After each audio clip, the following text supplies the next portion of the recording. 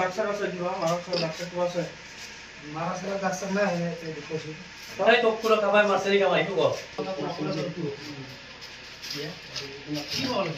occasion আহিলে them বাকি টাইমটো এনেকে থাকে কিন্তু আজিয়ে হৈছে এনে বহুত দিন আগত এনেকৈ দমবালি মাৰি কথা কয় তাৰ এখন বিপৰীত চবৰে আমি সকলোৱে দেখিলোঁ এতিয়া ইয়াত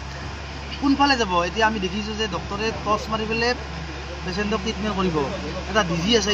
কাৰেণ্ট নাই আচলতে এনেকৈ এতিয়া যদি এটা ইমাৰ্জেঞ্চি পেচেণ্ট আহে কেনেকৈ কি কৰিব আচলতে দেখি দুখ লাগিছে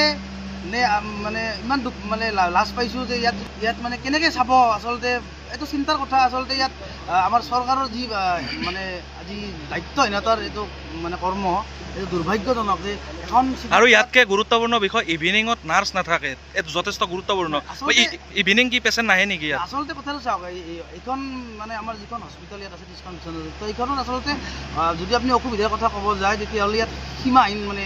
শেষ নহ'ব ইয়াত ডক্টৰ মানে পৰ্যাপ্ত পৰিমাণে নাথাকে নাৰ্ছ নাথাকে ইয়াত আচলতে নাটকহে চলি আছে আচলতে ইয়াত যেনেকৈ নাটকত যেনেকৈ হস্পিটেল বনোৱা হয় তাতো অলপ মানে দেখিবলৈ ভাল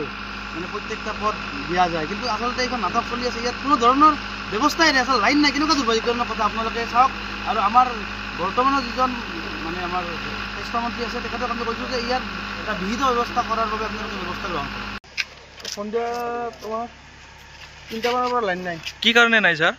নাজানো কিবা চৰ্ট চাৰ্কিট হৈ আছে ডিজি চলাব মানে অলপ সময় ডিজিটো চলাই আছিলে কিন্তু মানে এতিয়া অলপ আমাৰ ৰেষ্ট দিয়া হৈছে অলপ আগতে চলাইছিলে ডিজিটো চলাইছিলে বৰ্তমান চলা নাই ছাৰ বৰ্তমানটো মানে চলা নাই অলপ ৰেষ্ট দিয়া হৈছে বৰ্তমান ৰেষ্ট দিয়া হৈছে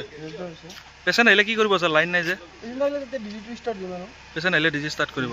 সেইকাৰণে ডিজি ষ্টাৰ্ট কৰা নাই এতিয়া ডিজিটো ষ্টাৰ্ট কৰা নাই কৰিম আৰু পেচেণ্ট আহিলেহে কৰিব কৰিম